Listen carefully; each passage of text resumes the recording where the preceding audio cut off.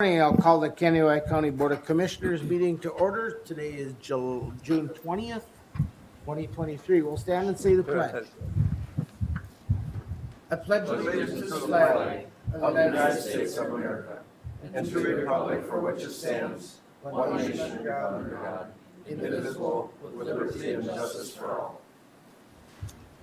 Thank you and welcome everybody. Those watching, we have a little competition with the hallways today because we're still struggling with our HVAC system just a little bit and keeping this room cool. So if it gets too noisy, we'll go ahead and close the door. The first item on of business today is the consent agenda. Is there anything anybody wishes to pull off? Well, first of all, I'll read the consent agenda items.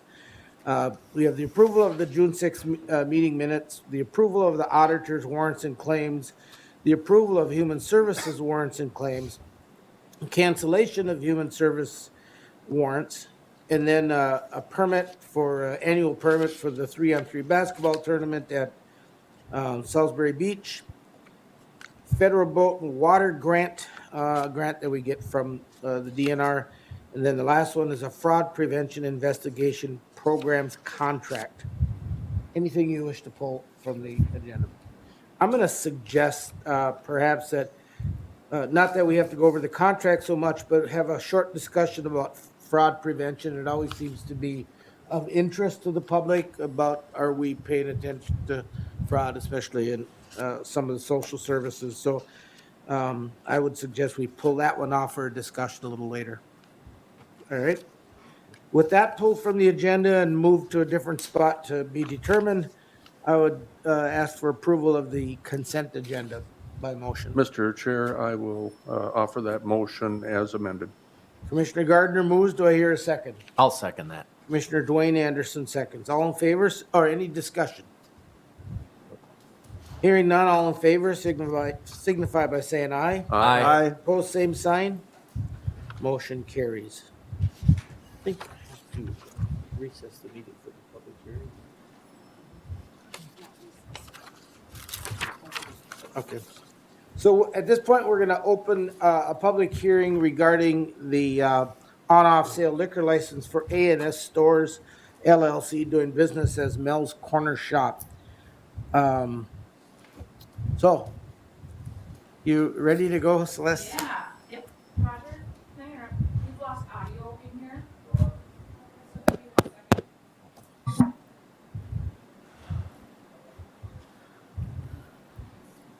We have a interruption, a brief interruption as we try to get our audio rolling again. I think we're mic.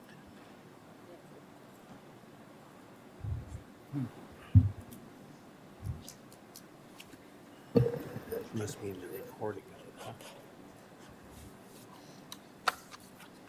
huh?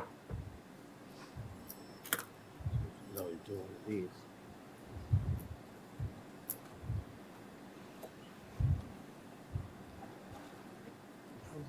Where would you like to put that? Brief discussion toward the end. We'll pave that here. Oh, Probably sure. first off, in July. IT is working on Lawrence last year. Well, that's no solution with that. I wonder how long it'll take. Should we recess? Let's just take like a 5-minute break. Sorry. That's okay. We'll take a short recess till we get the audio fixed. So.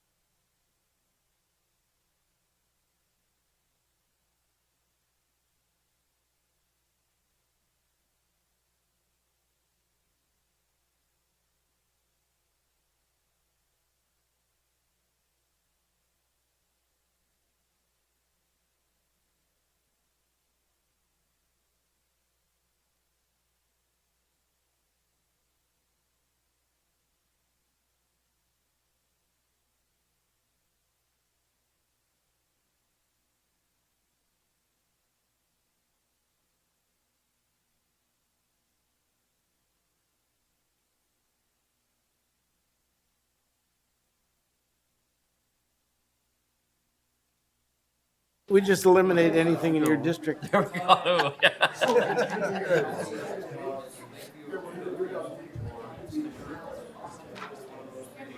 the 18th our regular board meeting? Yeah. We could either do it right before lunch or could we just, We'll see how long the agenda is that day. Maybe there's time before lunch. I mean, it's basically what I don't know. It's not- I think it's like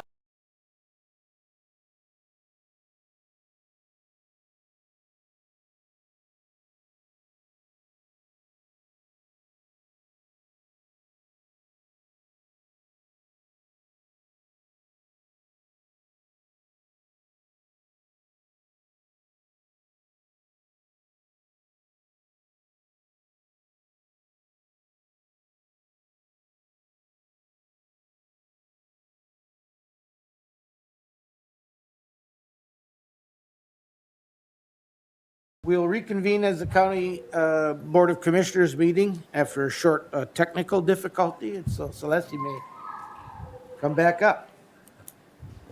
Good morning, Chair, members of the board. I'm here regarding the off-sale intoxicating liquor Will you license. state your name and the position you hold? Yes, please, for the record? Celeste Broughton, Real Estate Transfer Tech in the Auditor's Office.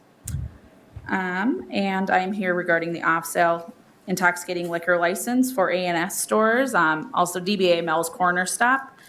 Roseland Township has given their approval for the liquor store.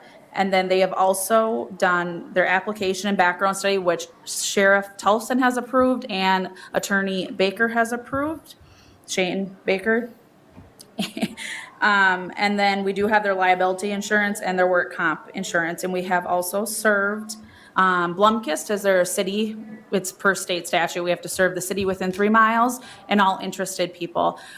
So we have served everybody in a 500 feet radius of the liquor store and the city of Blumkist. We've also published it in the paper. And then pursuant to Minnesota statute 348.405 subdivision 2D, the public hearing must be held.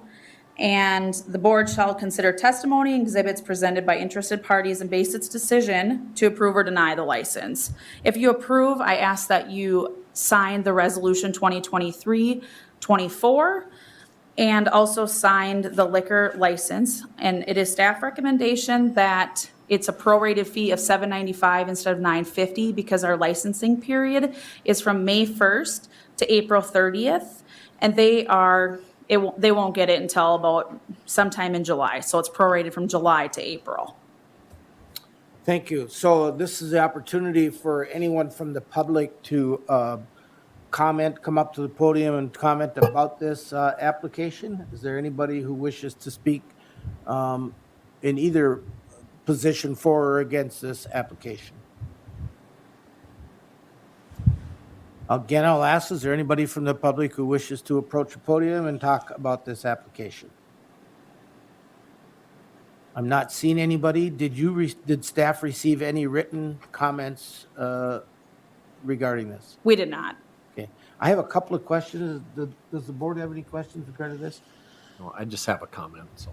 Okay, go ahead, Oh, Commissioner. okay, I just want to say, I've been driving by there and it really looks like it's going to be a nice convenience store. And so it's nice that down in my area where things kind of tend to disappear, there's actually something being built new and to have a nice business that'll be coming in our area. Right.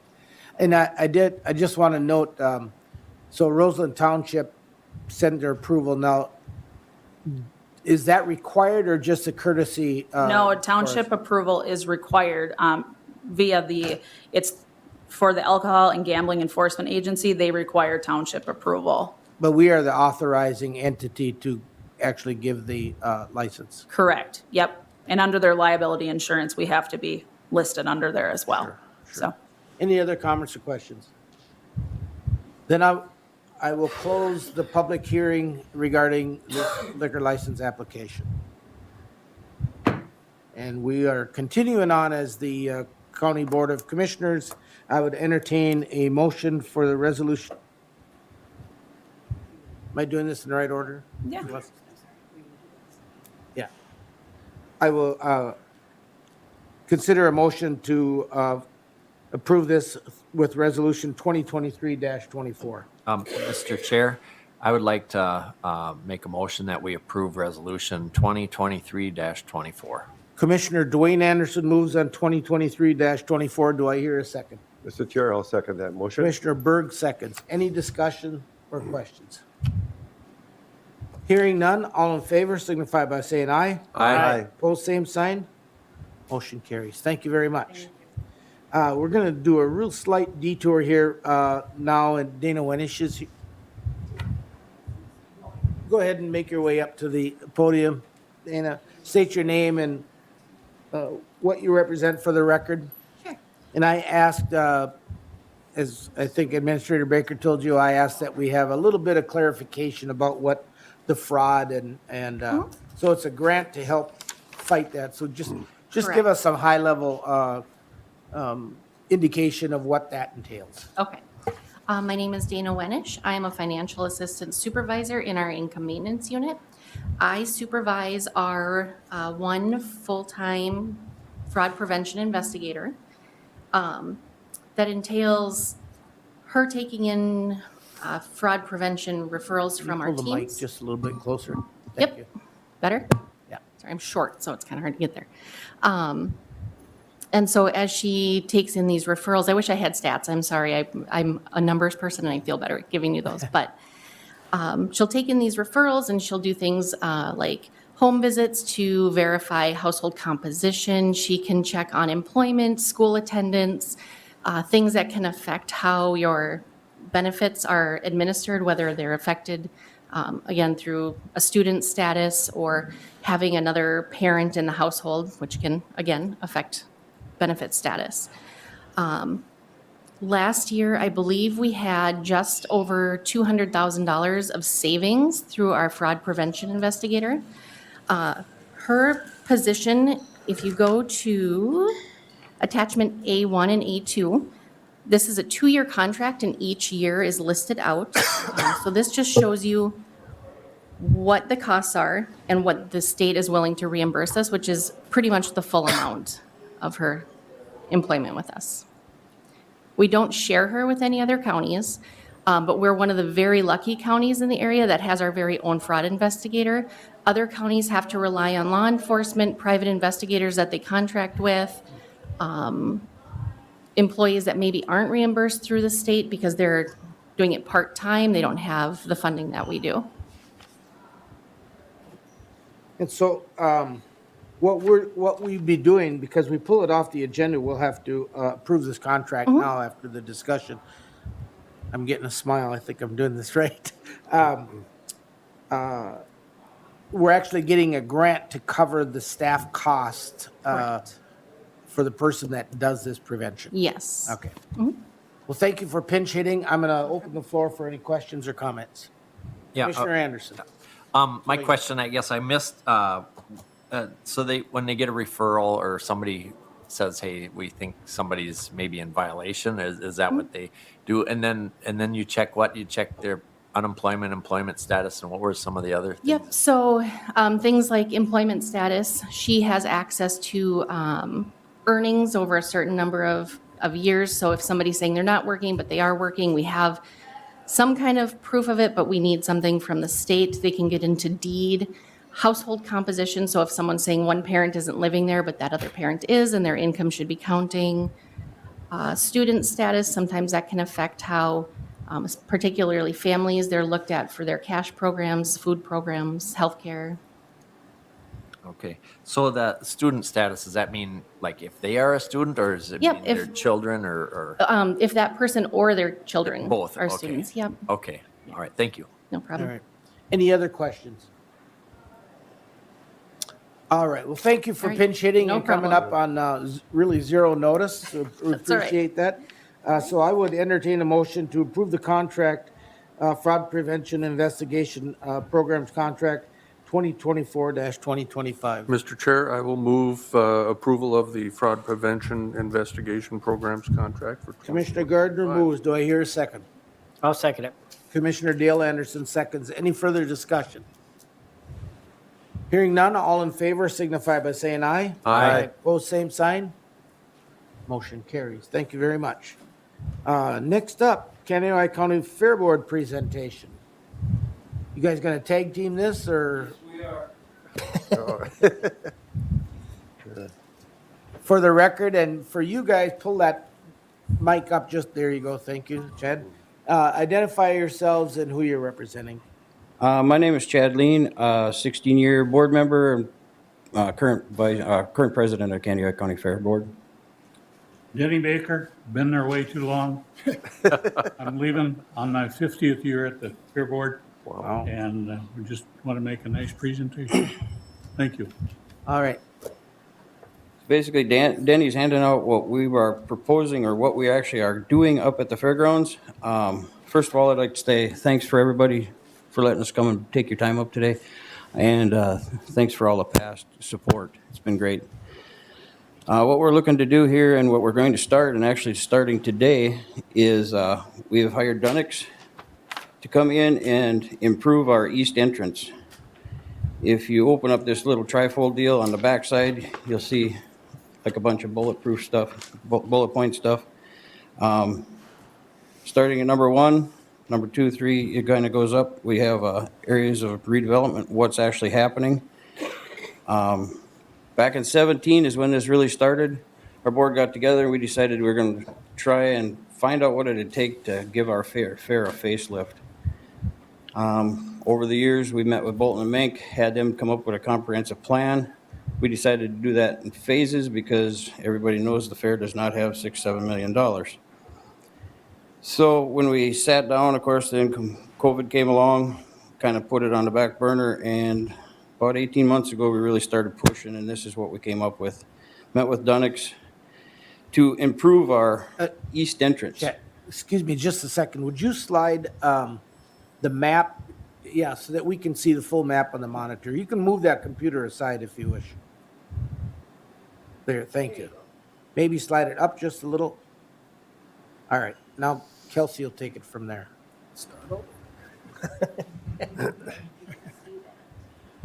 I think that works. Thank you. Perfect.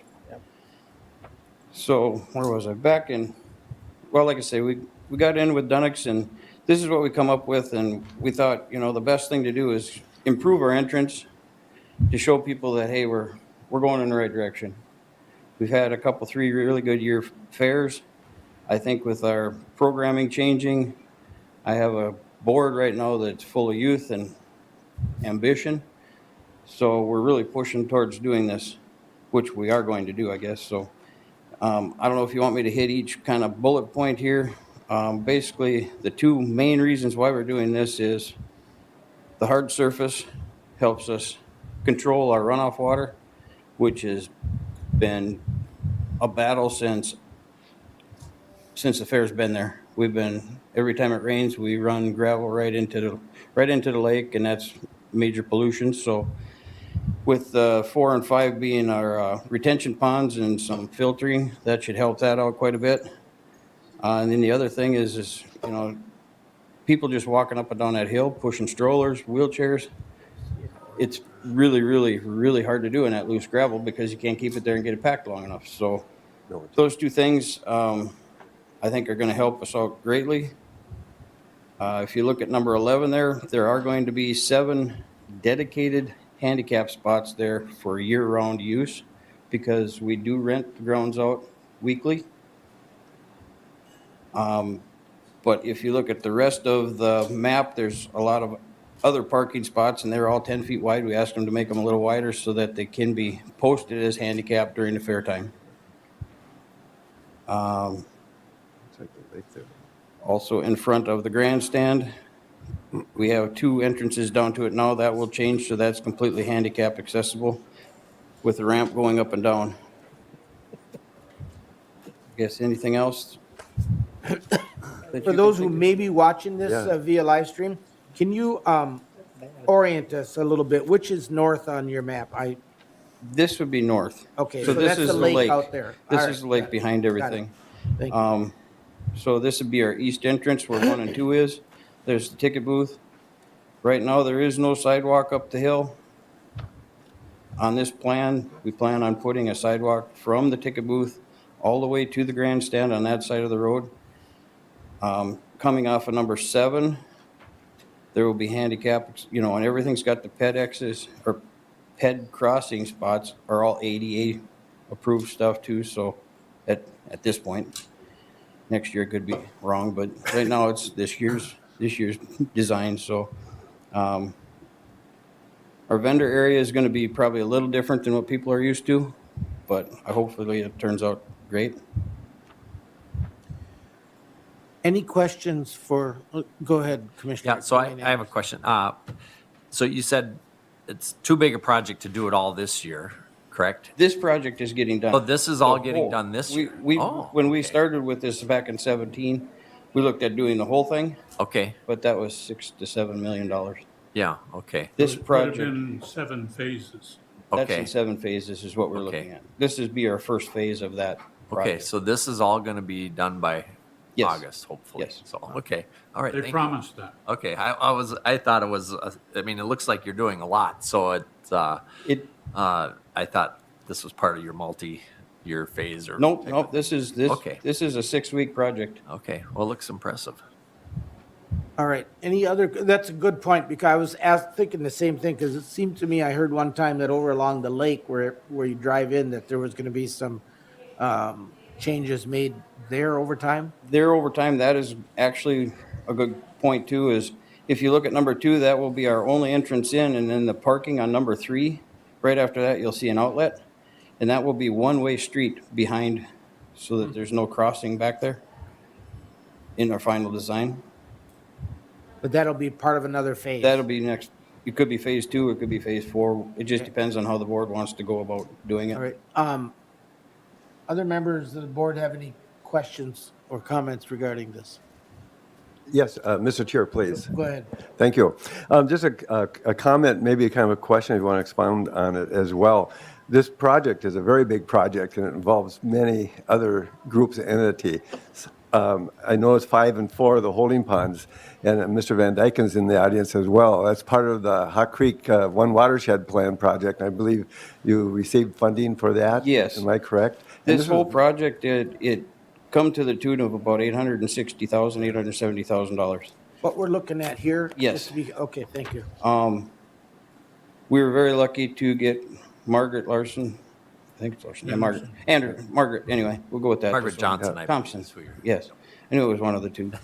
But we worked really closely with her, and she's actually gonna help us with a grant of about $130,000.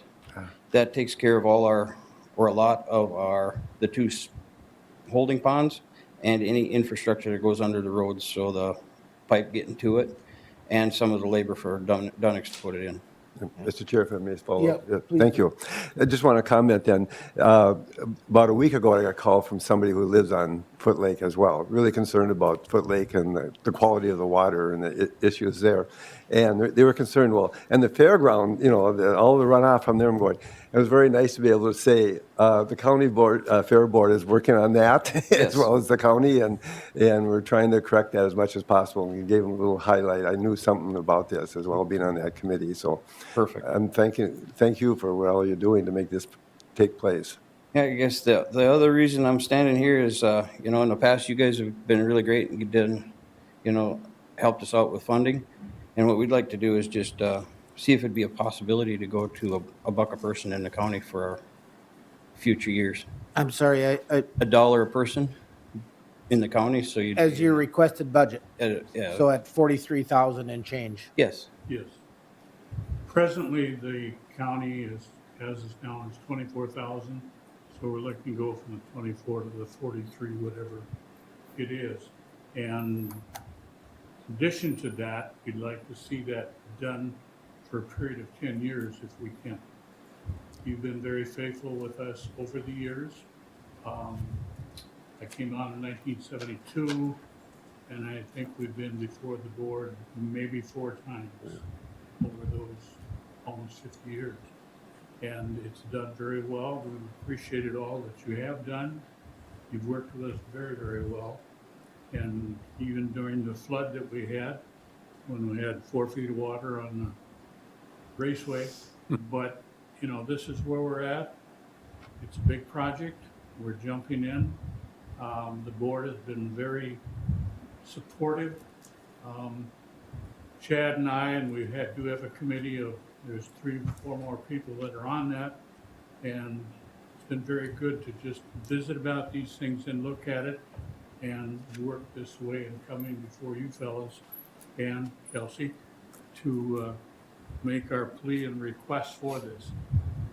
Included in the improvement is a lot of electrical work as well. We're doing a lot of new electrical to the east side. You'll also see that the secretary's office is being moved. The new one, we're coming down the hill with it a little bit.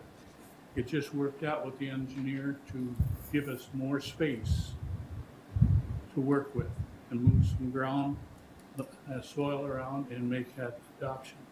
And so it will be good to, how do you know until it's all done? Just like building a house. After you get it built, you wonder why you didn't change this. And I'm sure we'll go through that, but the board has been extremely supportive. People we've worked with, Soil and Water has as well. So we're excited about doing it. It's starting today. We have a financial institution that's willing to work with us. And so it's working. Things there seem to be working very well for us. Chad is a good leader. So, you mentioned the financing and your request for increase. It's rather ambitious. Did I hear you say 800 some thousand? So I also mentioned a bank. So you'll be borrowing a lot of this money, or Yes. what other sources of revenue are you looking at to take this on? Because I assume you didn't have a lot of money in the bank going into this. Maybe there's some, but this is a big project. We are going for, we've looked at many grants, but of course we started a little late, and a lot of grants do not fund infrastructure. So we just keep working towards trying to find those. Otherwise, we're taking the attitude of we build it, they will come. And I think we received at our place of business a solicitation, and maybe individuals did too. Is that one of your? That's one way of doing it, yes. We also are going to be taking this brochure and sending it out to people so they know exactly what the funding would go towards. Okay. Any other questions? Mr. Chair? Just to be clear for the public, I think a lot of people think the Candioi County Fair is really a Candioi County Board's fair, and it's not. No. And for years, you fund this on your own with some help from the county as well as other organizations, and you do a fantastic job on it. But it's such a valuable resource for our community, not only for Candioi County, but this whole area. We got people coming here from far and wide, so thank you, and I'm excited about this. Any And other it's in my comments or district, too. questions? It's very interesting because we listen for comments or complaints. Complaints probably more than comments. But parking, number one. We think we should put a barge out in Foot Lake. That's not- But most of all, coming up the hill. Yep. It's always a miserable walk. Yeah. And we get more comment, people come into the office and say, why don't you fix something? Well, every time we get a fair amount of rain, it washes. We have to go back in and move it all up. And so continually, some of the lake people haven't been happy because of pollution. I worked with PCA, DNR for a number of years, especially when I was on the race committee because of Sure. the runoff. And so doing the ponds, we hope to slow that down. Will there still be some? No doubt. But at least we're putting that into effect by the ponds and hold the water and let it settle to whatever amount. If we get 100-year rain, nothing's going to take care of that. But we are trying this way. The overall plan, we don't know that we'll ever get it all accomplished. But you got to start someplace. And so we've been doing that, and this seemed to be, and I'll be very honest, I've been a big pusher of this because I just feel that our entrance is not good, hasn't been. And so we just need to keep pushing to see where we can do this. Has the fair done well? Yes, we have in the last 2 to 3 years. I can't quote it, and I apologize. When we came, I asked, Chad, did you bring the financial? Neither one of us did. But we certainly will supply that to you. So it's a big project, it's a big undertaking for us. Will I see the end of it? No. That's okay. I'm just glad that it's moving ahead. Commissioner Gardner. Thank you, Mr. Chair. Chad and Denny, thank you for your leadership on this. I think this is a worthy project and one that'll be greatly appreciated by the community and all the fairgoers.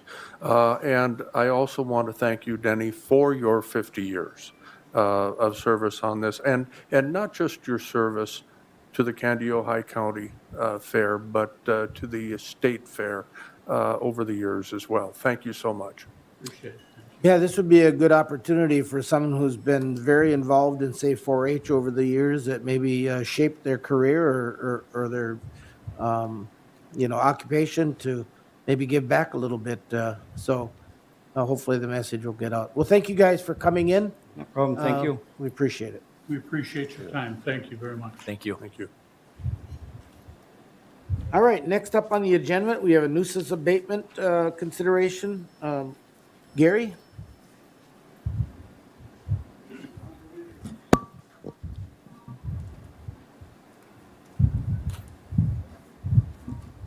Thank you, Mr. Chairman. Gary Gear, Canada County Environmental Services Director, and here this morning with the nuisance abatement of the Paul Kadowski site. It's 3631 and 3637 15th Avenue Southwest. That's State Highway 40, approximately a half mile west of the Genio plant. So I had begun in communication with the landowner last fall and then reinitiated that this spring. And until just recently, not a lot of activity had happened, but in recent conversations and then site visits, as you can kind of see in that letter, the applicant has, or the property owner has made significant strides in cleaning it up. And therefore, my recommendation in the abatement was to extend it 2 more weeks and then order the abatement so that it would be my understanding, and I believe that with the current pace that the property owner is working at it, he will have it completed within that time period. So I would be recommending a 2-week extension and then the nuisance abatement to occur, and that would be it. And for the record, that extension would be until July 5th? Correct. Any questions or comments for the, for Mr. Gear? If you want to hear public comment. Is this a public hearing? Yes. Oh, okay, I'm sorry. It's a public hearing, so if there's any comments from the public, feel free to come forward to the podium and state your name and your comments. One more time, any comments from the public for or against the extension of this abatement? Then we will, I'll consider a motion to take staff recommendation of extending the abatement to July 5th of 2023. Public hearing. Oh, I'm sorry. Thank you. And I'll close the public hearing. And now I will consider a motion to accept the staff recommendation. Mr. Chair, I so move to extend the abatement, nuisance abatement to July 5th, 2023.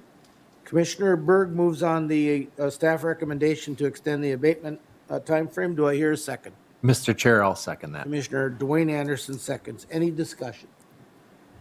Commissioner Gardner. Thank you, Mr. Chair.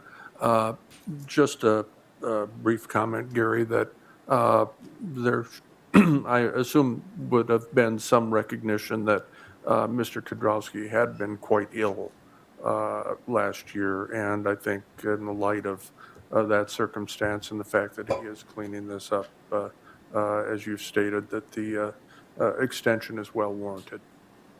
That is correct, and that did come up in conversations with meeting with him on site as well. Thank you for that. Any other comments? All in favor of the motion signify by saying aye. Aye. Opposed, same sign. Motion carries. Thank you. Thank you. All right. Resolution 2023-25 Performance Measurement Report. Ms. Baker.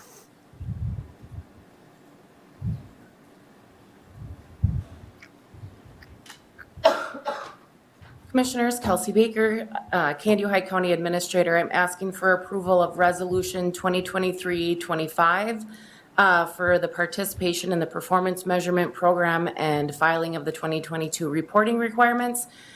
We do get money back if we submit this. We've been doing it since 2011. Staff submit their reporting information and we submit that to the state. And we have been doing this since 2011.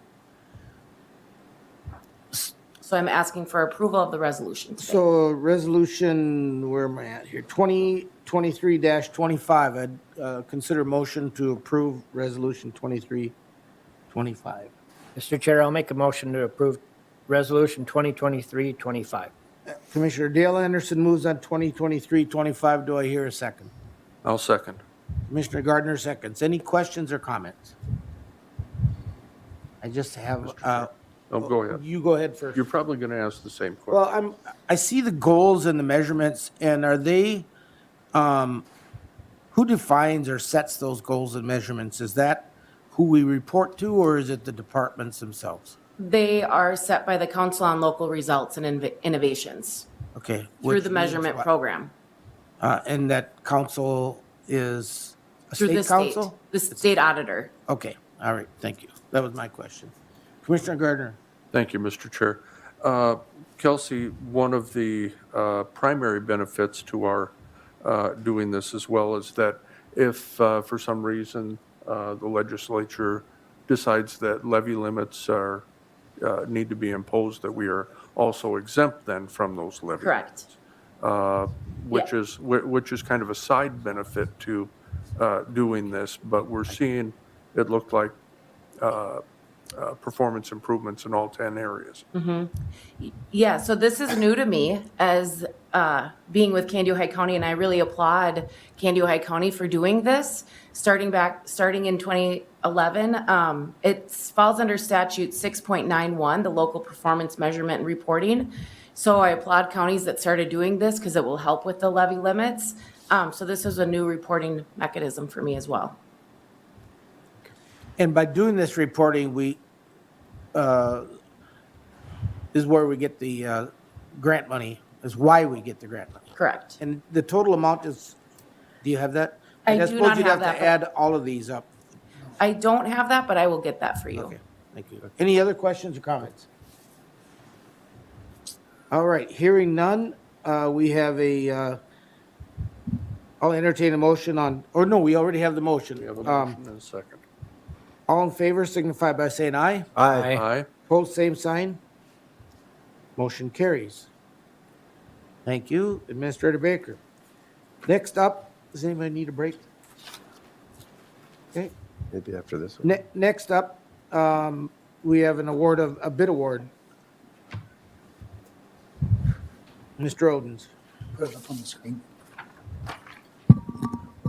Mr. Chair, members of the board, this is a relatively routine action, but I do want to update the board on stuff that impacts the public and especially the improvements done in Dwayne's district as he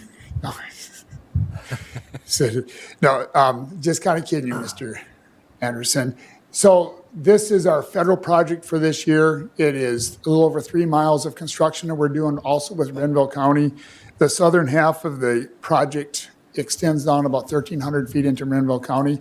This would be a 80-20 match. This is the reason that I do maybe want to bring this up a little bit is because this is what, how we leverage our levy dollars and our dollars that we do get from the state. As I remember, in 2018, we get a number of resources from other outside agencies. So this project is slated to start as soon as July. It will be a little over 3 miles of grading. And so my recommendation is to award this contract to RG Construction in the amount of $2,792,779.44. And if on the second sheet, that is 1.8% below our engineer's estimate. So we had good bids. We had 5 bidders. Very good. So you heard the recommendation from Public Works regarding the bid award. How do you wish to proceed? Mr. Chair, I will move that we award the contract to RNG Construction. Commissioner Dwayne Anderson moves on awarding the bid to RNG Construction. Do I hear a second? Mr. Chair, I will second that motion. Commissioner Berg seconds. Any questions? Mr. Chair? Go ahead. I have a question. I hope this is a good sign of bids coming in the future. It's under by how many dollars? Well, it's under the bid by 50,000, but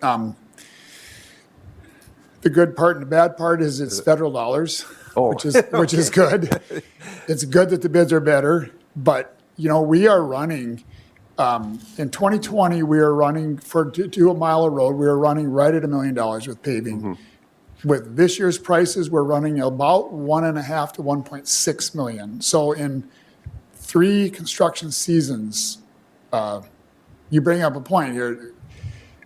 It's a challenge. It's going to be a challenge for us. This has been a challenge for us the last 3 years. We thought inflation was going to slowly tip a little bit, but it's not. Okay. But so when we got this bid, yes, we were very happy that it's 50,000 under our estimate. Yes. So With the 20%, it does help us with that. What's that? With the 20, is it 80/20? Right, it's an 80-20 project, yes. 80-20, 80% federal, 20% local. Other questions?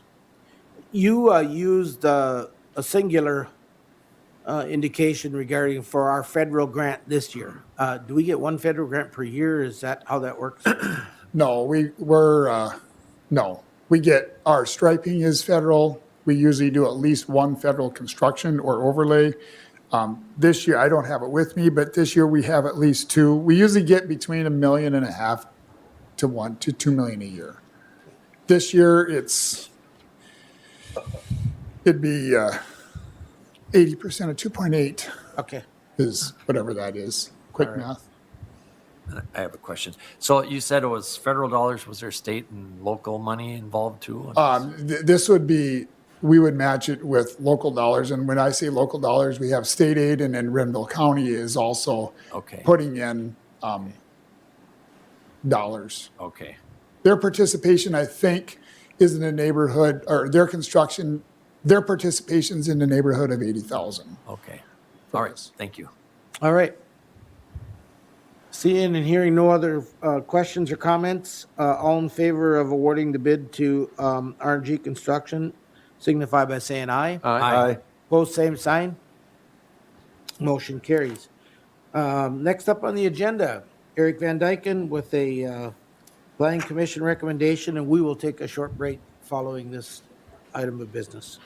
Mr. Van Dyken. Thank you, Mr. Chair, members of the board. Eric Van Dyken, County Zoning Administrator, here with 4 recommendations, from the Planning Commission meeting on June 12th. I was actually not at this meeting. Director Gear did staff it for me in my absence, but I will present to you today first a recommendation on an application of David Rigstad. This is a proposal for a dog kennel. It does meet ordinance standards for setback, et cetera, which is oftentimes one of the bigger challenges when we're locating a dog kennel.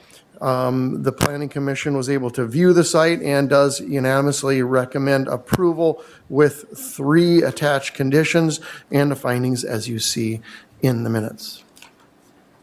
So you heard the recommendation from staff regarding the Rigstead application. How do you wish to proceed? Mr. Chair, I'll move that we approve this permit application. Commissioner Dwayne Anderson moves on the Rigstead application. Do I hear a second? I'll second it. Commissioner Dale Anderson seconds. Any comments or questions? Commissioner Gardner. Mr. Chair, just to clarify that the motion would include the With the need Three to, conditions. Yep, sorry about that. the conditions and findings as presented by staff. Thank you, Commissioner Gardner. All in favor signify by saying aye. Aye. Opposed, same sign. Motion carries. You may proceed with the next one. Thank you. The next is an application of Ryan Marcus. This is for a storage rental facility on Highway 7 down in Holland Township. This is a kind of an ongoing upgrade of a site that he made some improvements on. It's actually an old turkey brooding site. He bought the buildings, kind of started using them for some storage for himself, got approached by a few people, and now is looking at buildings in various states of disrepair or maybe nearing the end of their life, and is looking at kind of entering this in a little more of a commercial endeavor. And so he is going to be replacing some of those buildings over time with various new structures, proposing to use them for storage rental. And the Planning Commission does recommend approval here. There were no conditions deemed necessary, so you see the findings before you in the minutes. So you heard the recommendation from staff regarding the Marcus application. How do you wish to proceed? Mr. Chair, I'll move that we approve the permit by Ryan Marcus with the conditions and findings as written down here, so. Just for the record, this one had no commissions, right? Or conditions? Well, it's got, well, fine, with the findings. Findings, yes. So, Do I hear a second? I'll second. Commissioner Gardner seconds. Any discussion?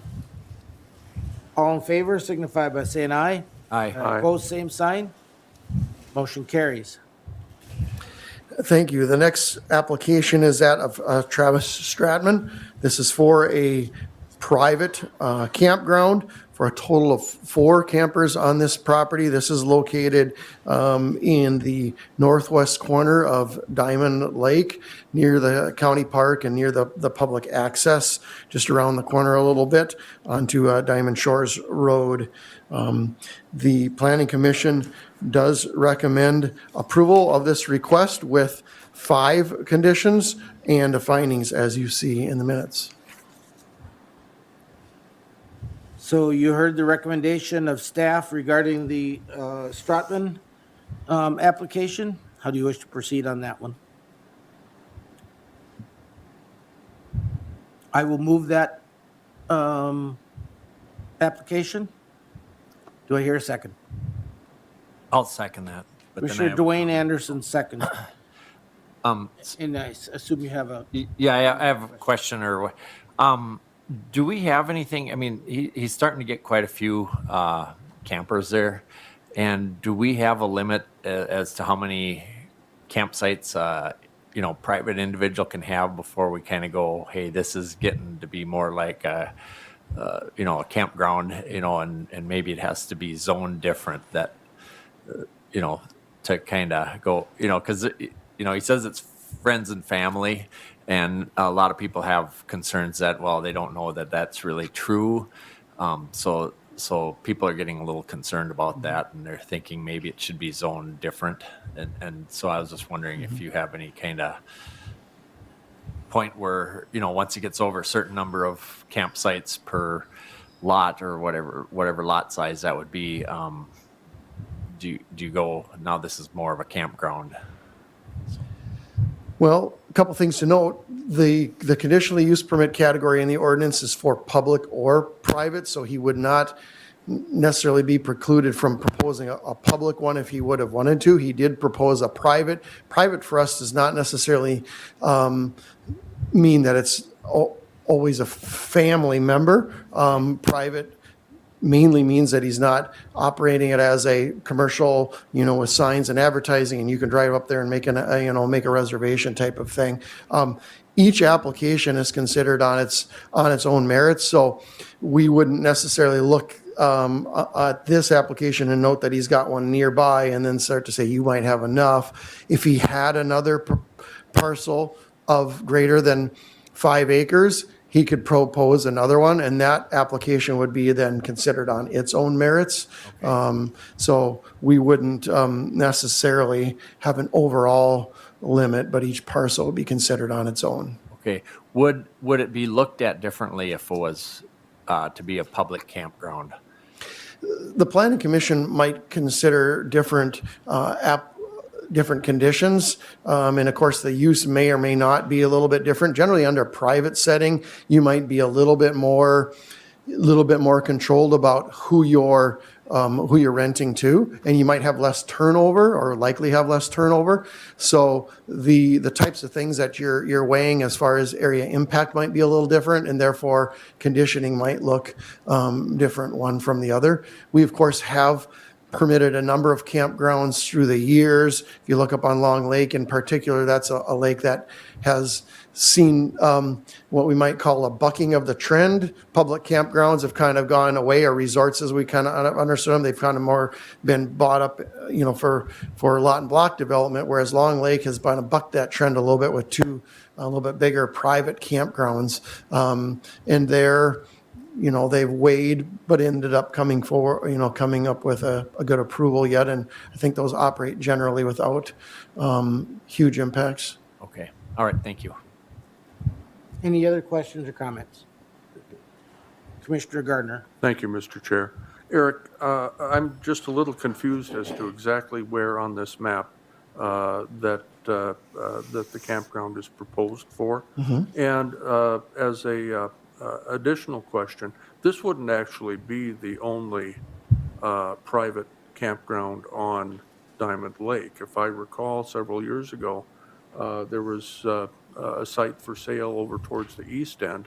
I want to say just off of what's popularly known as Dogfish Bay, that there was a site over there with 3 or 4 sites.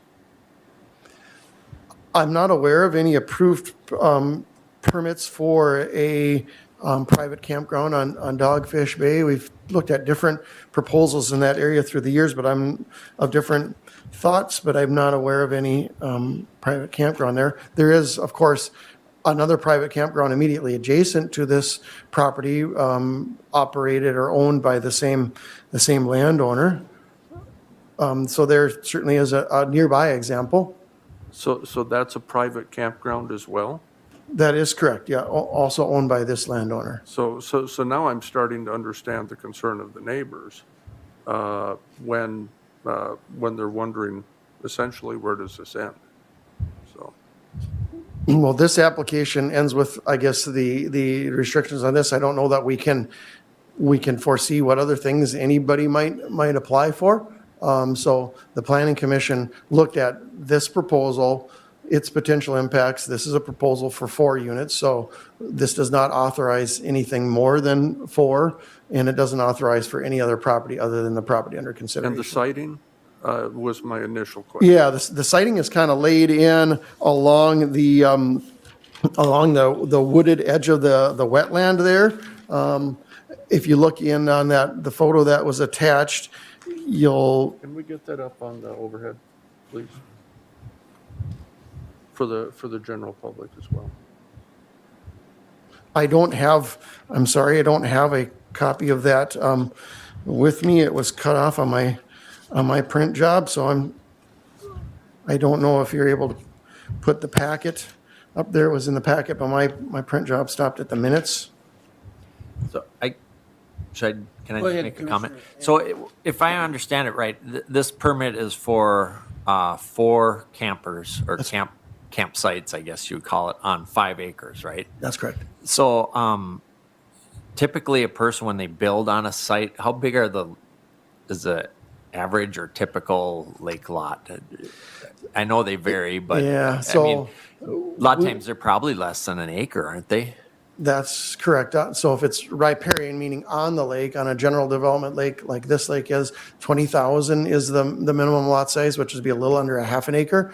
And then once we move off the lake or not bordering the lake, non-riparian, 40,000 is the standard. And there are width requirements with that as well, and other configuration considerations, but those are our overall lot areas. Okay, for so that then lake like these this. campsites, they're proposed on property that's basically double the size of a typical lake lot, right? I mean, because, if you have four campsites on 5 acres, that's 1.2 acres per campsite, or 1.25. Yeah, as far as On pure average, land area, yeah, not taking into account any other configuration considerations. Okay, all right.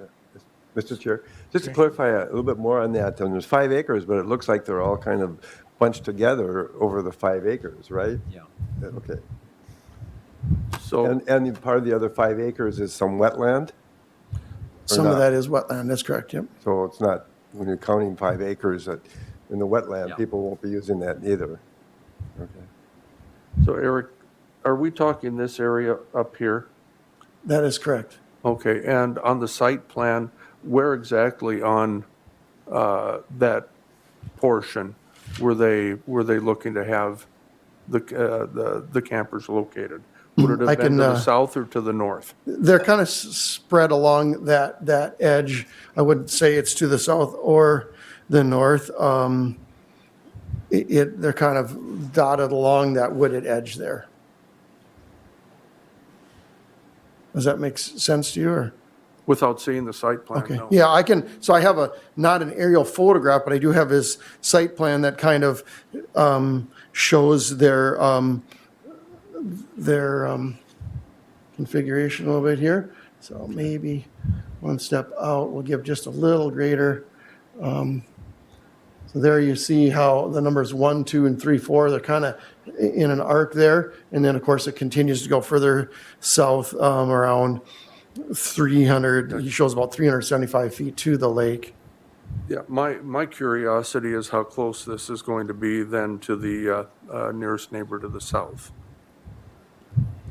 Be to the east, right? Well, the top of the map, I assume, is north? That's correct. Okay.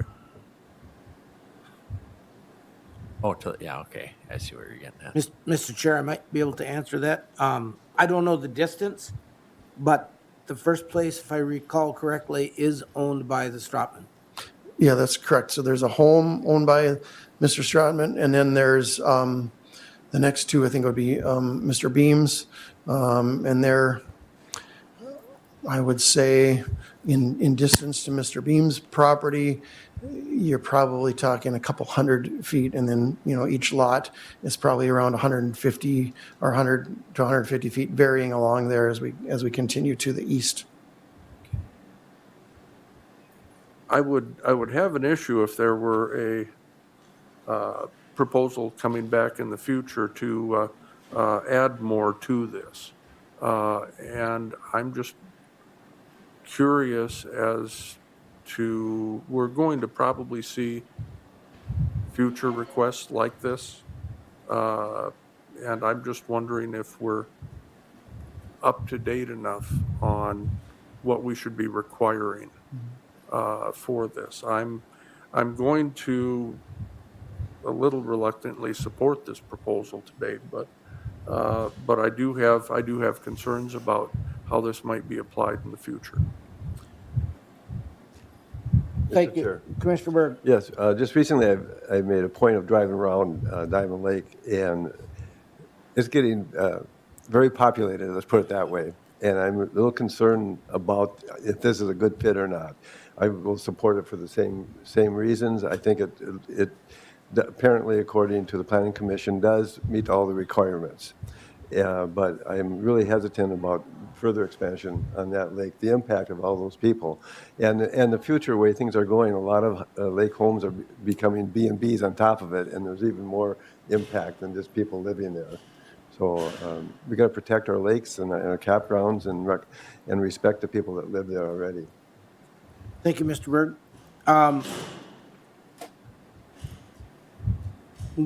The second condition, the campground shall be for private use and only, and shall not be open to the public. Based on some of the testimony at the Planning Commission, and perhaps some of the feedback we received written, and perhaps telephone calls, whatever, you gave a relatively open-ended distinction between public and private. Could you go a little further in depth on what distinguishes between a public and a private campground, and what would be the remedy for a neighbor who says, I think this has gone beyond a private campground and now a public one, because, and how do we figure that out? Yeah. So we don't have an ordinance definition that distinguishes the two. I would characterize a public campground as one that is generally open to the public. So I might find a publicly facing commercial presence to that campground. I would find signage that advertises it. I would find that I, as a general person of the public, could call and make a reservation to use this property for a long or short period of time, those would be things all that were characteristic to me of a public campground as opposed to a private campground. If I would to see indicators of that, then I would discuss that with the applicant and indicate that that is not what he was approved for. Private, we generally understand to be private to be consist of interactions with people that we have a relationship of some sort with. That can be friends, that can be family. What we have seen, or what I've observed and been told, continue to be told from the other campground that this individual has, is that these are not places where people generally come in and out as far as, somebody different changing all the time. It's a particular person that has a particular relationship with the landowner. They are on a particular site on a continual basis. And so there's all the hallmarks for me of what was approved for the other site as a private campground. So these are seasonal? I don't recall if that was defined as seasonal campgrounds. There was no limitation as to seasonal. Generally, most people don't stay in a camper in the middle of winter, although there would be nothing coming from or precluding them from enjoying the property in various ways in the winter. What I meant by that is that if they come in Memorial Day and they stay the whole summer, they come for 2 weeks and that's their season, and the next 2 weeks might be somebody else's season. It's my understanding that these are used by a particular individual or family for the entirety of, they're assigned a particular spot or have an agreement with them as to a particular spot that they use. So, go ahead, Commissioner Burke. Mr. Chair, I had two questions. One, have they started any groundwork yet on this property, proceeding with this? And then my second question is, can you expound a little bit more on the water and sewer setup for that? Yeah, thank you. When we viewed the property with the Planning Commission, which was the Friday before the Monday hearing, there was no infrastructure work or on-site work yet begun in preparation for this. One of the conditions in the proposed approval is that they coordinate with the Glacial Lake Sanitary Sewer and Water District for their sewage treatment needs. There is no public water there with the Sanitary Sewer and Water District, so they will need to meet their own water needs. There is also a requirement in the application that they meet all requirements of the county sanitarian. He has been in contact with Chris Wenish, our county sanitarian, and part of the reason he's at 4 is that places him just underneath a certain threshold for certain sanitarian requirements for public water supply. And so he's aware of his requirements on that end. Okay, thank you. Was that both of your questions? Yes. And then related, will that parcel have more than one ingress and egress? Is there going to be and maybe it's a better question for Public Works Director Odens in terms of, will there be an exit for each one of the campsites, or will it be one communal exit? It is a township road there that it mainly fronts on, Diamond Shores Road. Right now, there isn't really much of a ditch there as far as an inslope outslope, so there is a certain level of in and out there, like a lot of people do on their yards. There are what would appear to be 2 defined entrances, one to the north, and then one that comes way on the south end that he actually uses for his home entrance while he crosses his other property. So there are currently 2. Any official entrances beyond that, he would need to work with the road authority for approval of moving or changing or adding. Okay, thank you. Mr. Gardner. Thank you again, Mr. Chair. Eric, this, with the terms and conditions, looks like it has all the hallmarks of being built to a commercial standard. This is a conditional use, and as such runs with the property, correct? What would preclude a future owner from coming back to us and saying, hey, I want this to be a for-profit enterprise? inasmuch as that is a conditional use, they could come back, but it would need to come back for an amendation or a reissuance because this is specifically precludes that. And so, but anybody could do that at any time for a property that meets the minimum lot size in that area. So he could have requested that up front, or somebody else could come back and request that in the future. And then you would consider that one on its own merits. You look at the findings, you look at the potential impacts of that proposal, and make a decision on that one. Thank you. All right, thank you. I think what this illustrates is that it might be time for us to perhaps review. There was a comment made by Commissioner Berg regarding Airbnb or VBRO, and as things change, we might need to revisit our ordinances to see. For example, I had not known as a member of the commission that there was a previous privately owned campground by the same individual, and though we needed to plan on this one on its own accord, it might make a difference should a continuation of 2 or 3 of them turn into a commercial camping operation. So hopefully in the next, and I've gotten a lot of questions from the public regarding Airbnbs and VRBOs, and whether or not we have an ordinance and whether or not everybody's being treated fairly. So anyway, I think I went off script a little bit on this, and it was good discussion. I will call for the vote on this application. All in favor signify by saying aye. Aye. Aye. Opposed, same sign. Motion carries. Thank you for your patience, Mr. Van Dyken. Thank you, Mr. Chair. The last application that you see in front of you is that of Dunick Incorporated. This is for a proposed gravel mine or aggregate mine on a Kim Larson property. This is north of Wilmer on County Road 5. If you are familiar with the communication towers that lie north of Lake Solomon, East Solomon Lake on the west side of the road, it's going to be just north of there. It's actually a pretty small pit proposal. It's around 5 acres of area that they would be mining out. The timing of this request has to do in particular with a project that they are involved in the city of Wilmer. So it is kind of project specific, although they may or may not have some material left over at the tail end of that they would like to have that pit available yet for a period of time based on other projects that may come up in the area. So that's why the proposed length at 10 years. The Planning Commission does recommend approval of the application with 9 attached conditions and the findings as you see in the minutes.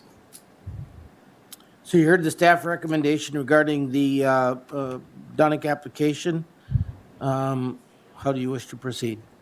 Mr. Chair, I move that we approve the conditions with the findings and conditions included. Commissioner Dale Anderson moves on the application, citing the findings and conditions. Do I hear a second? I'll second that. Commissioner Dwayne Anderson seconds. A similar question to the one I had earlier regarding getting in and out. Are they going to be exiting on County Road 5, going in and out on County Road 5, or is there an existing? There is no existing access there. They would need to work with Public Works on establishing one unless they were able to access through an existing access on adjacent property. They do own the property to the north, or it's in the same family, I should say. But their indication was that they were likely going to be trying to come out onto County Road 5. Any other questions or comments? I know I've said this before, and I'll keep saying it probably as long as I'm on the board, but my concern will always be the cleanup and restoration after they're done. And it really bothers me to drive around our county and see these open pits that aren't being reclaimed. I mean, we give them 10 years, to me is way too long, in my opinion also, but I want to see that restored back to either buildable property or farmable land, and I can't say I've ever seen one that's like that. So, but that's my concern, and I'll constantly keep saying that. So. Any other comments or questions? All in favor of the application signify by saying aye. Aye. Opposed, same sign. Motion carries. Thank you. Eric. We're going to take a break for 5 minutes.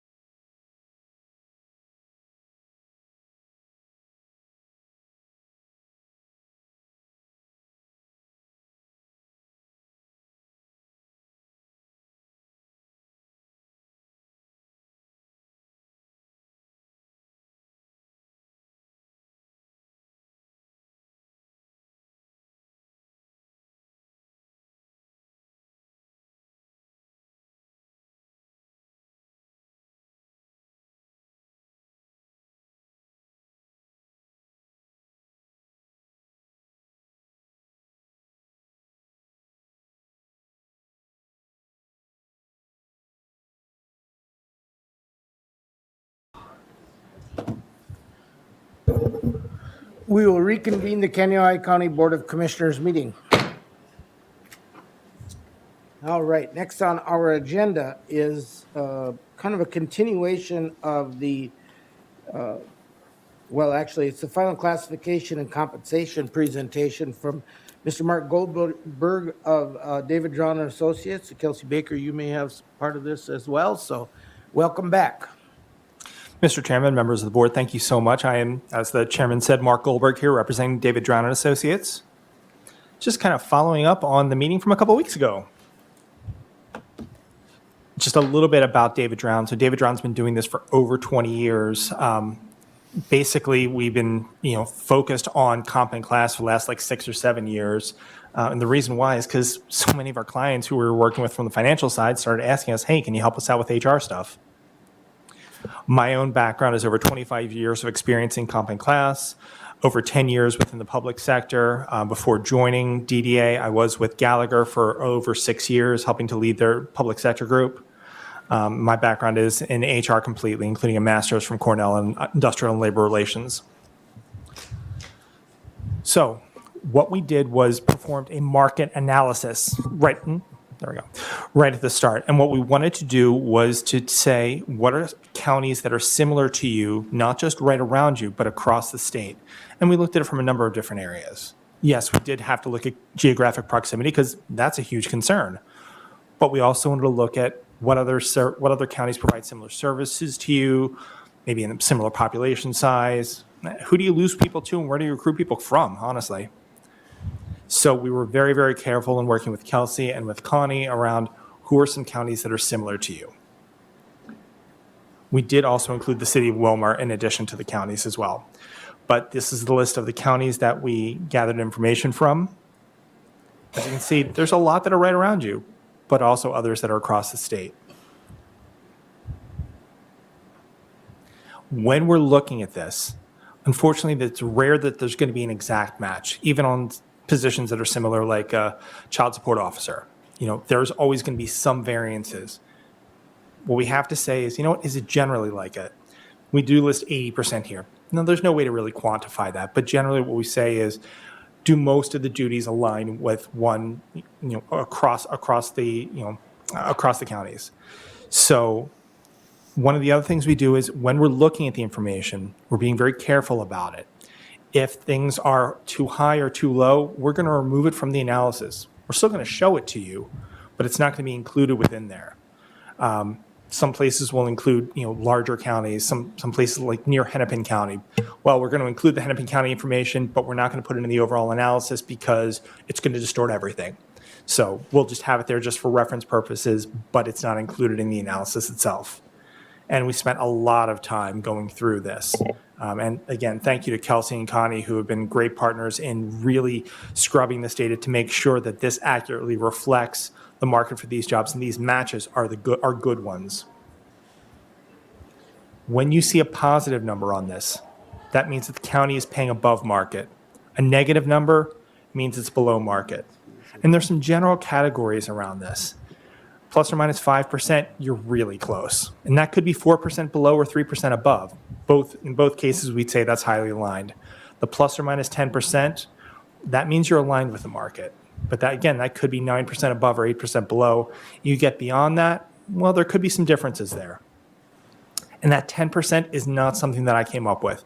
That's generally viewed within the Department of Labor. What that says is plus or minus 10%, that encompasses most of the people or almost all the people who are fully competent in a job, they know what they're doing, but they're being paid at different rates for a lot of different reasons. Could be previous experience, could be performance, could be how long they've been in there, but that's what the plus or minus 10% says. With that, with your existing salary structure, because we did not redo your salary structure, where did you come out? 1% below the market on the minimums, so highly competitive, and 4% below on the maximums, again, highly competitive. That should say highly aligned with the market, but you're aligned with the market. Your existing structure does align with the market. And on this, when you see things in red, what that means is you're over 10% below the market for those things, whether it's the minimum, the maximum, the actuals, you're over 10% below, Green means over 10% above. And again, when you see it in red there on the far column, the actuals, there can be a lot of reasons why someone is low or high in there. Maybe someone was recently promoted into the job, or they've been in the job for 30 years, and so they're paid high compared to the market. That by itself doesn't mean that there's a problem. It means, okay, you know what, let's do a little bit of more research into it.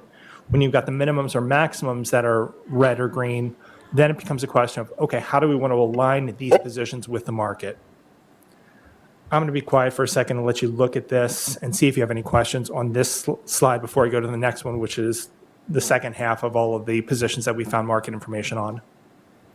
Any questions from the board? So, Mr. Goldberg, tonight is Board of Equalization, so my mind is immediately going to what they have to do for their market rate study, and it's plus or minus 5%, not 10%. And I understand this is from the Department of Economic Development deed, I think, right? Or Labor? No, Department this of is Labor. actually, this isn't, Mr. Chairman, this isn't a Minnesota thing. This is actually national. This is Department of Labor across the Federal Department of Labor. That sets plus or minus 10%. Okay, so it's not DDA doing this. But one of the questions or two questions that I have, one is, working from home is a fairly recent phenomenon. And so I know of counties near and around us that are losing employees to Hennepin because they can work from home now. I'll have you address that. And then also, on some of these outliers, especially on the high side, it's easy to fix the ones on the low side. You just raise the prices or wages. But the ones on the high side, I think we'd get a little pushback lowering their rates. How do counties approach that when you have an outlier high? Do they wait until that position is vacated, or a change in? You can address that. Mr. Chairman, when Hennepin County went to the work from home piece, a shockwave went through the entire state. So that's one of the reasons why people are looking now beyond just kind of their area around there. Blue Earth County had always had the 9 counties around us. And I got them to see, you know what, you can't just look at the counties right around you. You need to go beyond that. Some places have included Hennepin County just as a reference point.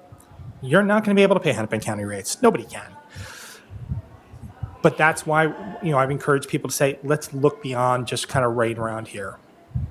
Even something like Olmsted County, they were looking at St. Louis County, which is as far away from them as possible. But it was similar in terms of size and in terms of services. So, okay, you know what? Let's think more creatively. But if you did want to include Hennepin County stuff or more aspirational, we can certainly do some of that going forward. As for places that are high, if the structure is high, if let's say we've got one position there, that's sign technician at 104 and 110. That's the structure itself, those minimums and maximums. There's always going to be somewhat of a disconnect at times between how the county views a job versus how the market views it. That could be high or could be low. So unless you see something that's way, way off, 115, 120%, and even then, that may be okay. That may be that, you know what, we view something differently here within the county than how the market views it. But that may be a case where we might want to look at how the job is evaluated and say, all right, we have it as a C43 right now. Maybe it shouldn't be. Maybe it should be a C42. It's at least a discussion to have that point. But you never want to reduce someone's salary range or someone's salary. That is poison for an organization. All right. Does that address your question, sir? Yes, thank you. So again, similar stuff. Oh, I I'm have sorry. a question, Mr. Chair. So probably it's me because I'm just looking at these now, but you have accounting technician and then it says current max percent of bench max is 110%. Where are you getting that 110 from? Because, it all looks like everything's within range, but All right, Mr. Chair, Commissioner, what we're doing with the percent is we're saying, all right, where are you currently, so that minimum and maximum, and then we say, what is that as a ratio compared to the benchmark information? Okay. So, for example, I'm going to do the emergency communications supervisor just because it's right at the top there. You can see the minimum currently is 2946. The maximum in the benchmark is 3049. And that benchmark information, that's the market information I was mentioning to you, where we collected the wage information. So the 2946 divided by the 3049, that's where you get the 97%. The maximum within the county is 4272. In the benchmarks, that's 4171, and that's, so you can see it's just slightly higher, so that's why it's 102%. Okay. And the benchmark information is the summary and the average of 5, 6, 10, however many data points we had that matched to that emergency communication supervisor position. Okay. All right, thank you. Sure. And just so you know, we have to have at least 5 data points, well, 4 or 5, before we can say, hey, here's what the market is. Because if there's only 2 or 3, there's not enough there to really draw conclusions. So we need to have enough there to really, say, yep, this is what we see for the market. Thank you. And then, as I mentioned when I was here a couple weeks ago, job evaluation, you guys are using DBM, and job evaluation is just a fancy way to say, how do you want to set up a hierarchy within the county? There's going to have to be positions that are high and low, not saying one is less valued than another, just trying to say, you know what, let's look at kind of a hierarchy within this to say, what kind of decisions are made within these jobs and how does it affect the county? And DBM says every job can be evaluated in terms of the decisions inherent within the role, from a county administrator to a custodian, and kind of what does that look like? Again, as with any job evaluation system, we're only looking at the work content. So those job descriptions, having them accurate is really, really critical. How the person is performing the job, how long they've been in the job, does not matter for this, or for any job evaluation system, really. We're only looking at the duties in that job. So we did look at a number of jobs, new and existing jobs using DBM.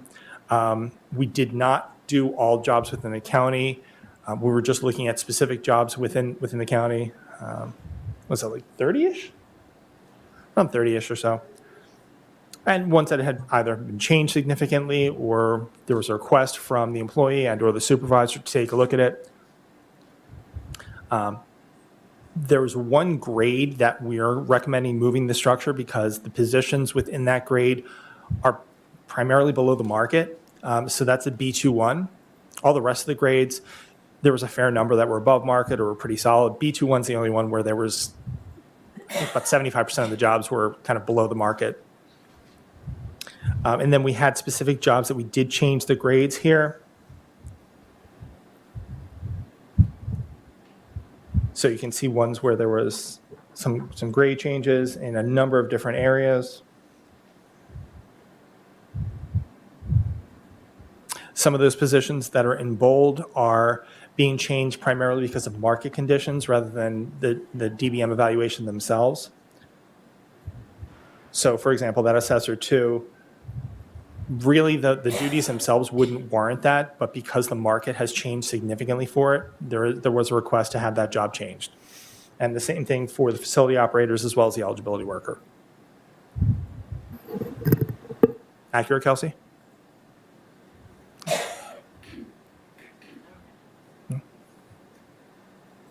Any questions from commissioners? I do see there's 2 positions that were, the classifications were changed from a B to a C. That is correct. There was that did happen with the child support supervisor and the financial assistance supervisor.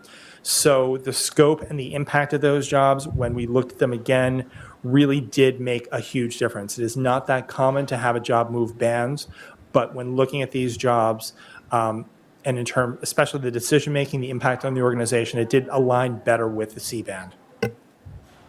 Yep. Thank you. So yeah, that's kind of the summary of it. What we'd be looking at the board to do is just confirm the changes, especially when we're talking about the changes to the B21 and then the grade changes. So it's looking for action too. Mr. Chair, I can clarify. So we have a few different action items today, including to change the salary structure and the recommended grade changes. Which is what we just went. Yep, that's just what was presented in the presentation. And then what will also be included is the reclassification.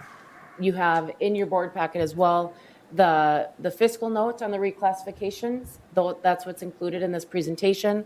We'll go over the salary schedule as well following this vote. So we'll just have a couple different votes. So on the current, what I'm going to ask for a motion here in a minute will be for the changes to the salary structure and the grade changes, those two items? Yep. Okay. Is everybody clear on that?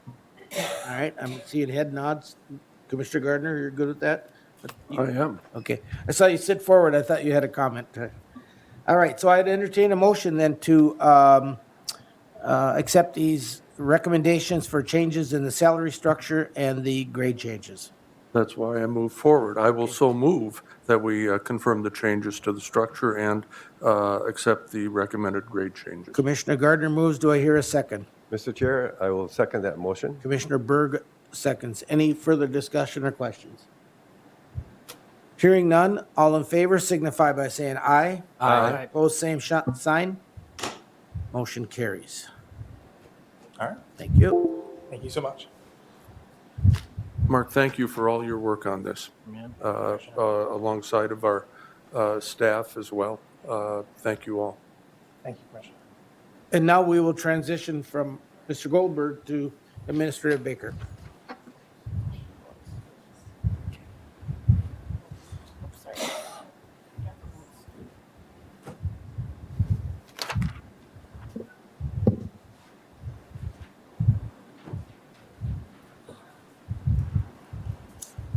Good morning again, Kelsey Baker, Candy Ojai County Administrator.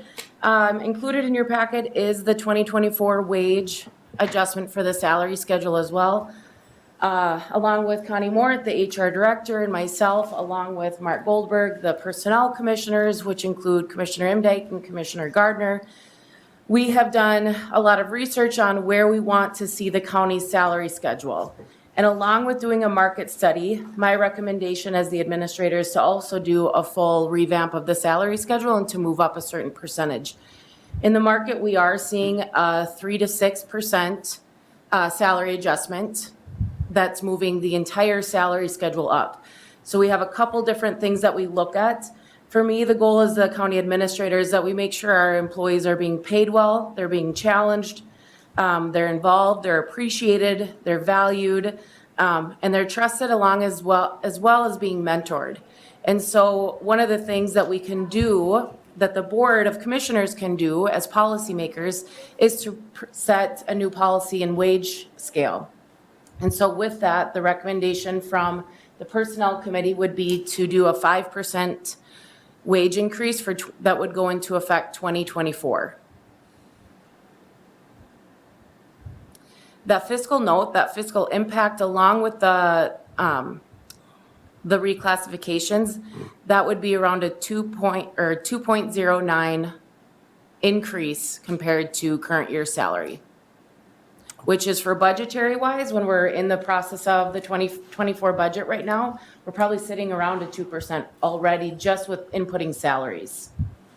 And every department head that I've met with regarding the budget, we have talked about. They know this is coming up.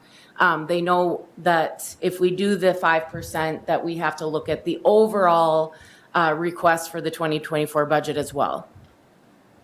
So you've heard the administrator's recommendation and actually the Personnel Committee's recommendation to make the salary adjustment, a 5% salary adjustment with a step movement. You want to talk a little bit about the step movement first? Everybody will receive one step. Correct. So we have steps 1 through 15 on our wage scale. And when an employee starts, they will start on step 1, or if they start at a higher step based off experience or anything like that. And then on their anniversary date, they do get a step increase. So that's how they move throughout the scale. And so this step is not related to their anniversary date, it's just an additional step. No, correct? why it says 5% with step is, so let's say somebody starts, or somebody's at a step 3, but they'll move to step 4 throughout the year. That's calculated in that 2 million. Okay. So we're kind of over budgeting a little bit, but past practices, this is how we figured out the payroll budget for the entire year. Okay, thank you. So I would entertain a motion on the recommendation from staff and essentially the Personnel Committee. Mr. Chair, I will move that we accept the scale adjustment at the 2024 wage, 5% with step movement. So I have a motion on the floor from Commissioner Gardner regarding the 2024 wage at 5% with a step movement. Do I hear a second? I'll second that. Commissioner Anderson seconds. I'll open the floor. I see some hands going up. I saw Commissioner Gardner's go up first, and then we'll go to Commissioner Duane. Thank you, Mr. Chair. For our colleagues and for the public at large, this is really a recognition of market conditions that are out there. We're struggling to hire when positions open up, and that's not uncommon to any organization right now. This is at least a partial attempt to be a little more competitive in the marketplace. But I want to be clear that it's also a recognition that we can talk about, and Mr. Odens is here, we can talk about assets. You know, he'll see assets as equipment and that type of thing that he has in his department. But he also knows, as I believe we all do, that our greatest asset here in the county is our workforce. And we need to take some sort of a lead in being able to positively say to our workforce, we value you. You are the reason why we're up here, and you're the reason that people all across our community and all across our region are being assisted and helped by the efforts of a county and by the efforts of our staff. So I think it's just very important that we recognize the importance of our workforce. Mr. Chair. Thank you, Mr. Gardner. Commissioner Duane had it. So my question would be, when I address taxpayers in the county, we've gone through last couple of years a lot of it, quite a bit of inflation, and so this is kind of a way to address that. And if we don't address it, we end up losing employees because they go to places that have already addressed it. Am I correct? Correct. And so it sounds like a lot, but I look at it kind of like, looking back 3 years ago when we last did negotiations, we probably did such a good job that we actually end up hurting ourselves, because right now we end up losing employees because our contract didn't really take into account the amount of inflation that we've had here in the last couple of years. Kind of correct with that? Or, I mean, we're kind of addressing that now by jumping up with that 5% increase. I think you can look at it in two different areas. We can look at the wage adjustment, which is the COLA. Yep. But this is the salary schedule. This is something that the Board of Commissioners set for the entire county. The COLA is something we can look at, and that's a negotiating topic. I think we're really on track with the salary schedule. I don't think we're out of line on it, even at our current salary schedule. This approach is just making sure that we're staying along the market and maybe a little bit ahead of it. The 5%, I will say, is an aggressive approach, but I think in today's market, and it's an appropriate approach as well. I think we want to be a premier county as Candy Ohio County, and I think we need to set the bar a little bit higher, and so I think this is a very appropriate increase for 2024. But what I would say, though, we were in alignment before, but we were in the 1% to 4% below. Correct.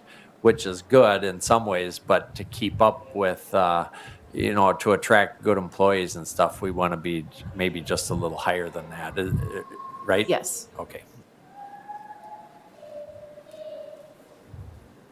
Good morning, Connie Mort, Human Resources Director, Candy Ohio County.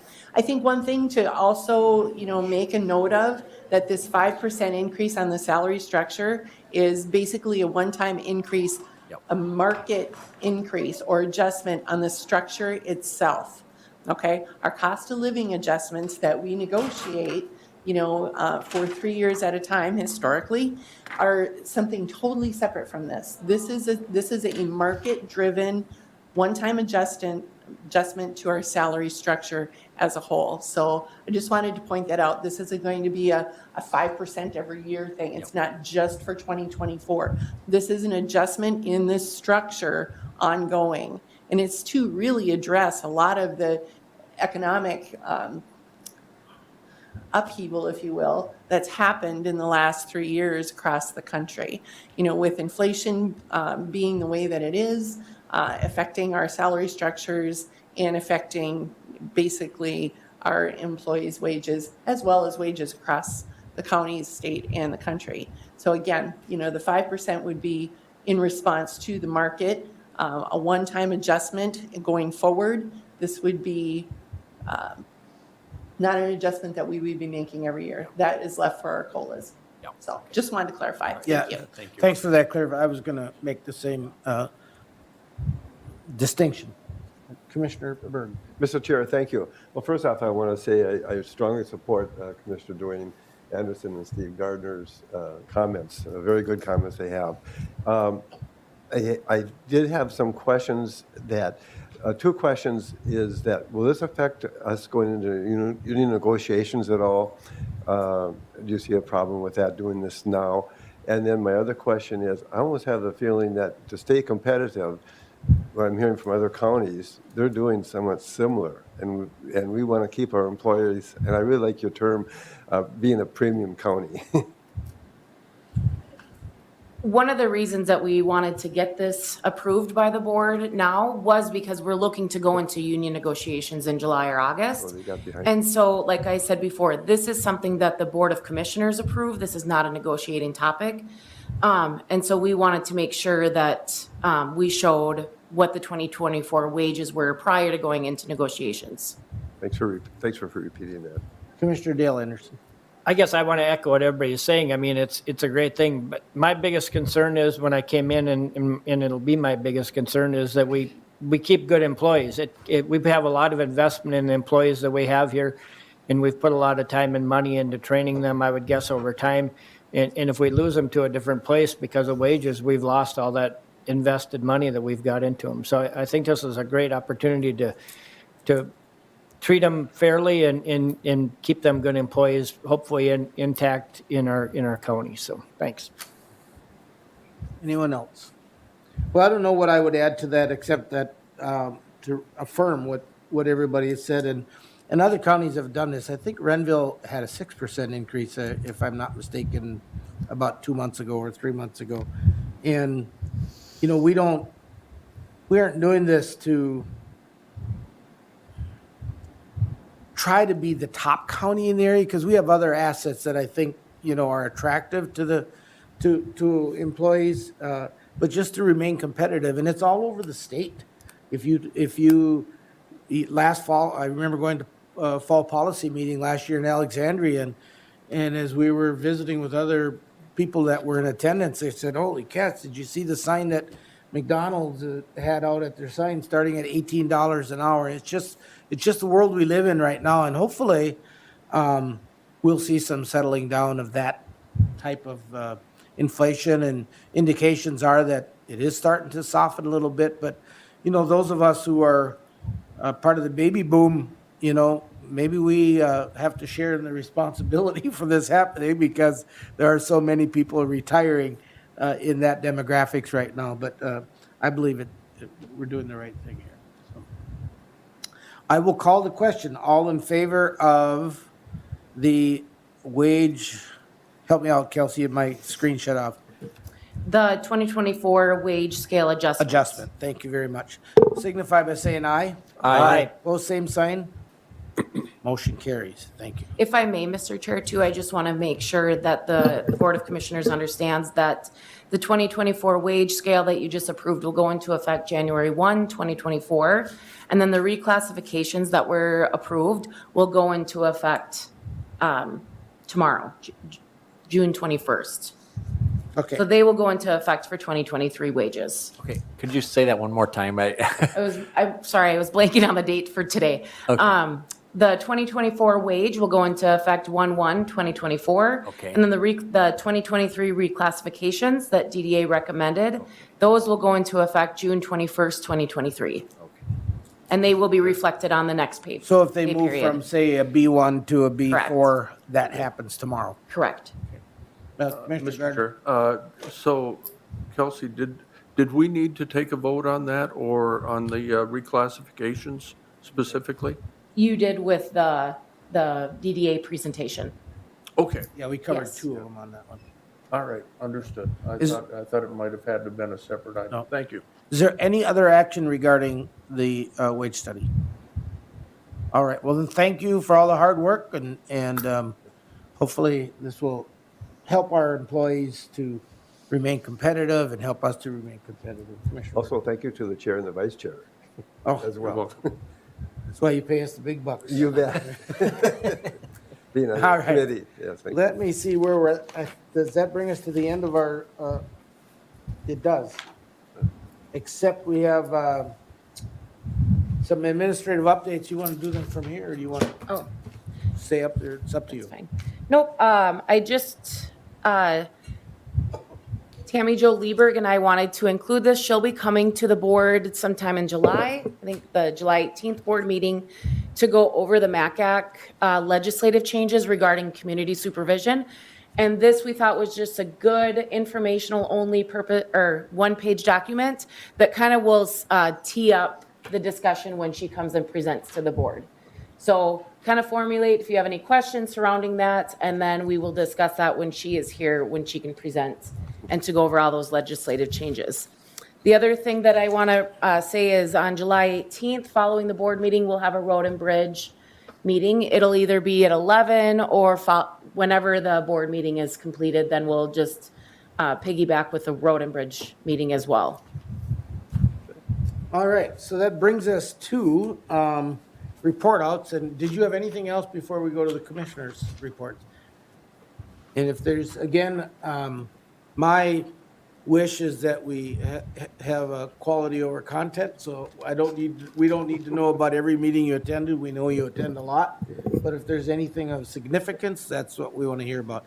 Or especially things that you've attended say a Prime West meeting and it affects us, we'd like to hear that. So I'm going to start with you, Commissioner Berg. Oh, All right. if you're ready. Okay, well, I had Hot Creek Project, and just I want to let everybody know that Hot Creek Project was concerned, with the one watershed plan, how is that all going to fit in? And it seems to be working out quite well that they're overseeing the one watershed plan, but also they're a standalone, separate watershed project for Hot Creek, and they have grants, some new grants starting, so that's very good news. We had our district meeting. I won't report on that. A county mental health or county housing meeting downstairs, and several of us were at that meeting, and it was a very productive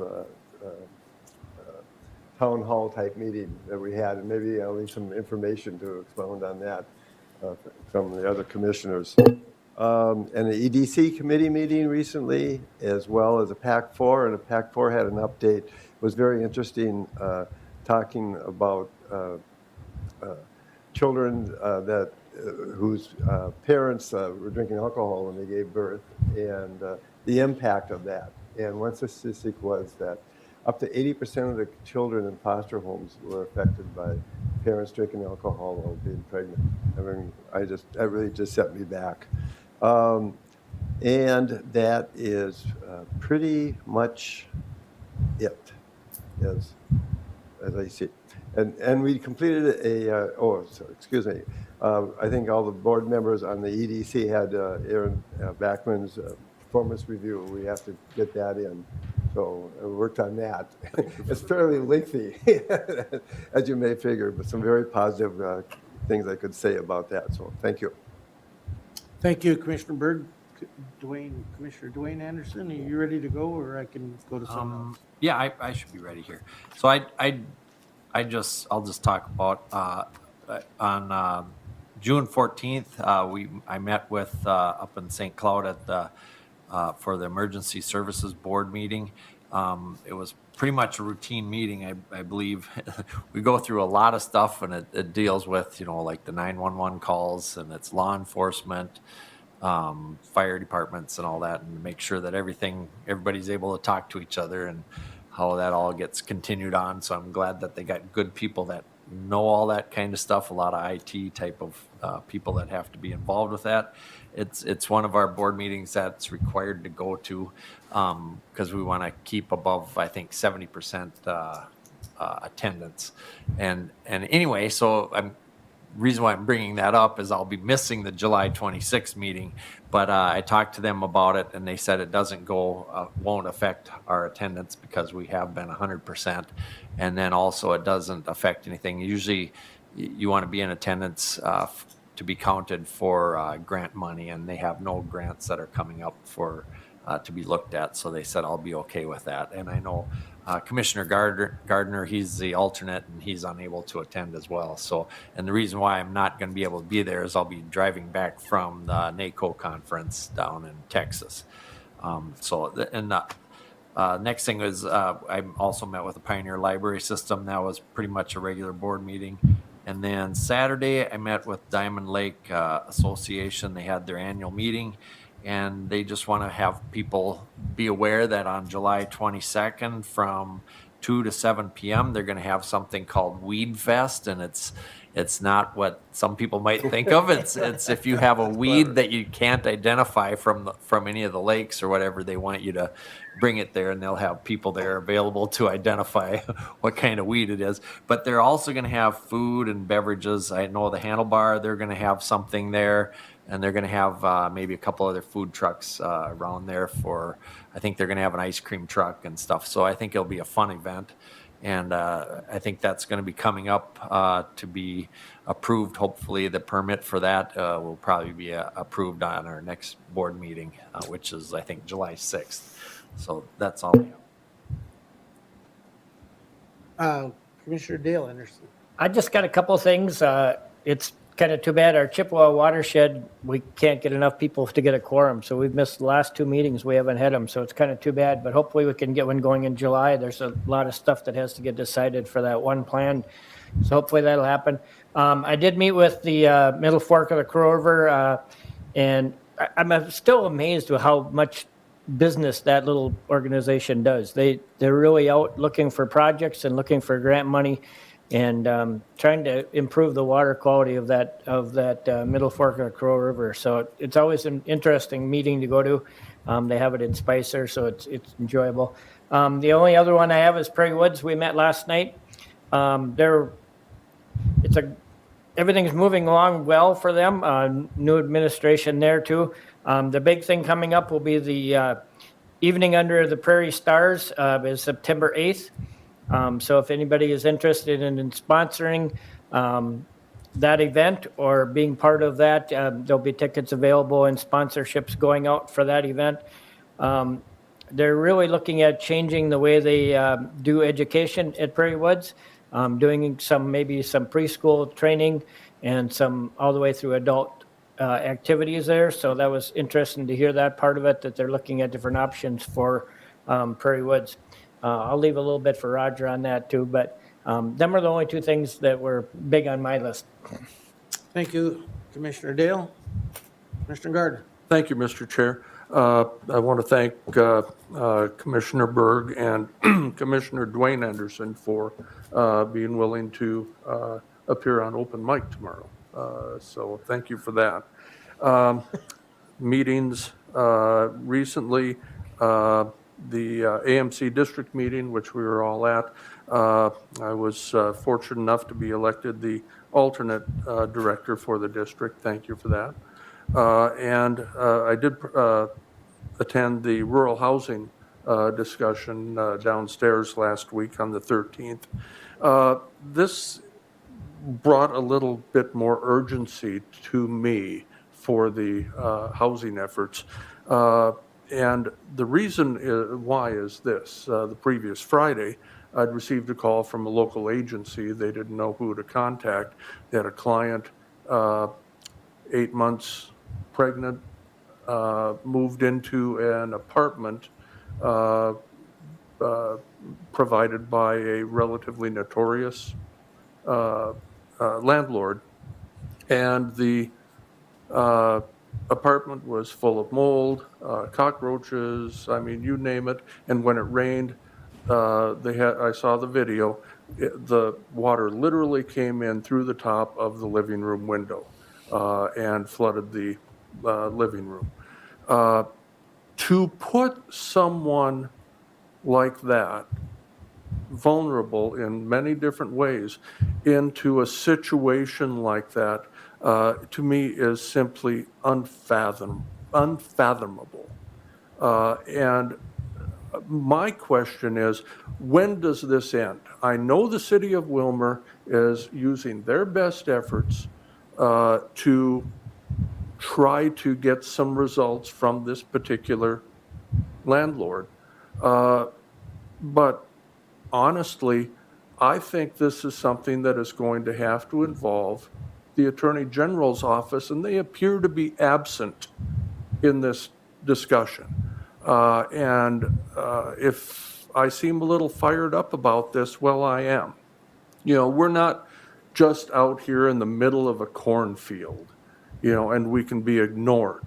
I'm today saying we're not going to be ignored about this anymore.